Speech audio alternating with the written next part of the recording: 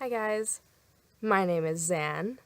I'm not expecting this video to work because my camera's been glitching out a little bit, so I'm not sure how far I'm actually going to get in this before it just kapoops on me. Anyway, in the last couple of videos I've been talking about my symptoms and my diagnoses and all that sorts of stuff. The last video that I did was talking about my visual hallucinations and my visual hallucinations caused by my schizophrenia. So I'm going to continue talking about that just a little bit and then go into my other types of hallucinations. So kind of the last sort of little comment I have about my visual hallucinations is that when I first started having hallucinations, they were in the form of mental images that would come to my mind. So I didn't start off actually seeing things in front of me. It was kind of an evolution, or a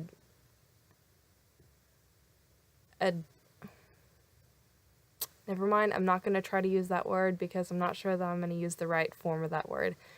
Anyway, regression, that's a better word. It was kind of a regression, I guess, from having these types of visual hallucinations that come in the form of being mental images. So, for example, I mentioned in the last video that spiders are one of my biggest triggers. So when I first started having hallucinations, it was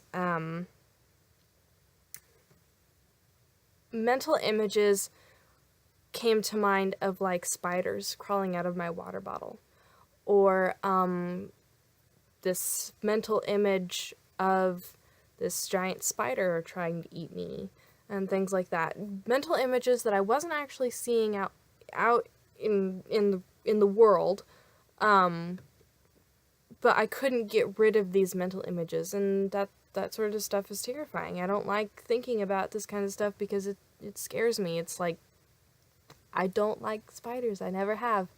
And yet, when I tell people that, and I tell them spiders scare me, for some reason, they think it's funny to continue talking about spiders in great detail. Like, that's not okay. If someone says, this scares me, then you stop. You don't continue. You stop talking about it. It's like, I love snakes, but if somebody tells me snakes really scare me, I might say, I respect that. I love snakes, but we won't talk about them. Like, it's really that simple, you guys. It's really that simple. Please, if I tell you something scares me, don't talk about it. It is really super simple. Anyway, my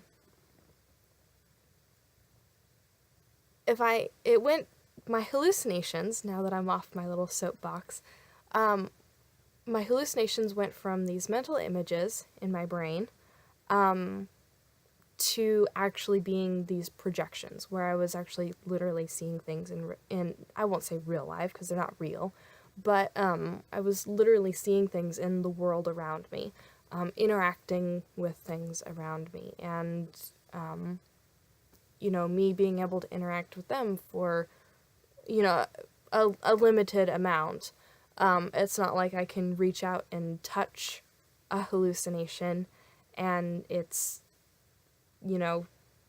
like physical, like I can grab onto something. It's not like that. It's like if I reach out, if I had the courage to reach out and try to touch one of my hallucinations, my hand would pass right through it.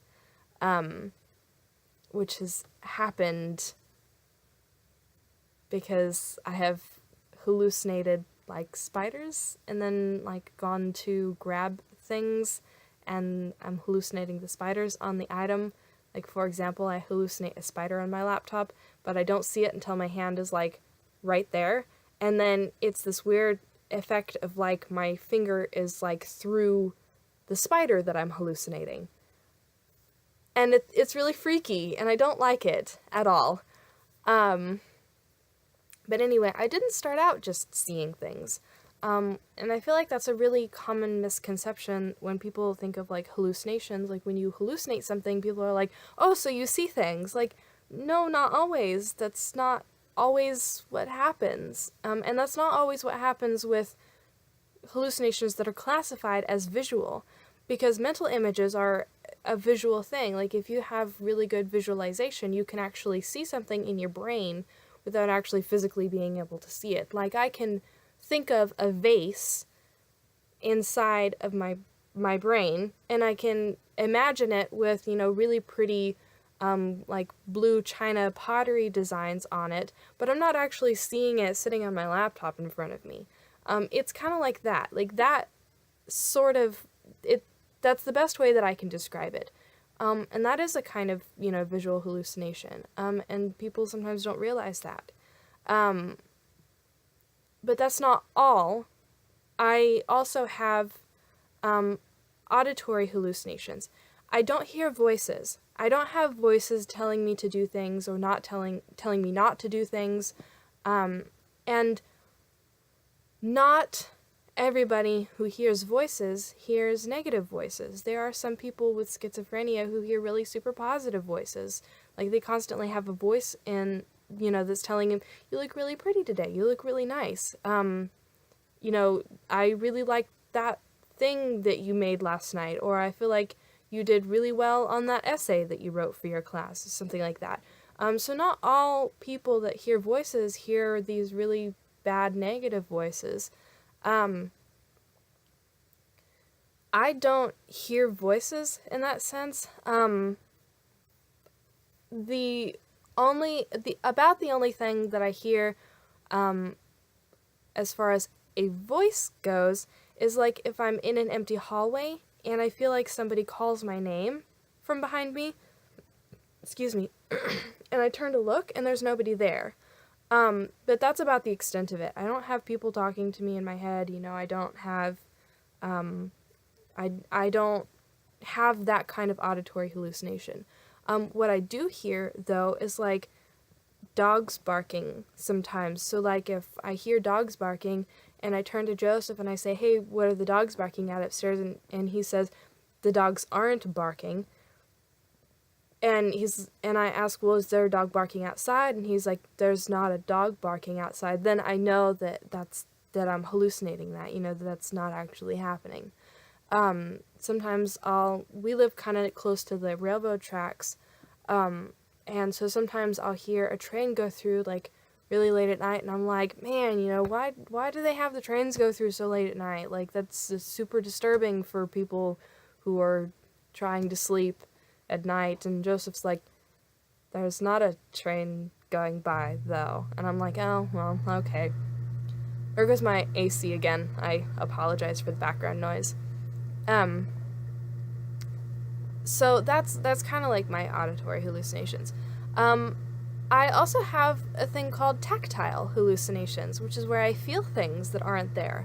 Like, for example, I feel like ants crawling on my skin, or sometimes it's something bigger and I think it's like a beetle, or sometimes it's a little even bigger than that and I think it's a spider, and it freaks me out, and I feel something crawling on me and I'm like, oh, what is that? And then I look and there's nothing there, but the feeling is still there. And like, no matter, like, if I feel something crawling down my arm and I like brush and rub and stuff, the feeling of the crawling is still there. It doesn't go away. Sometimes this is kind of a weird one for me. Sometimes if I'm walking barefoot, like on the carpet or like on concrete,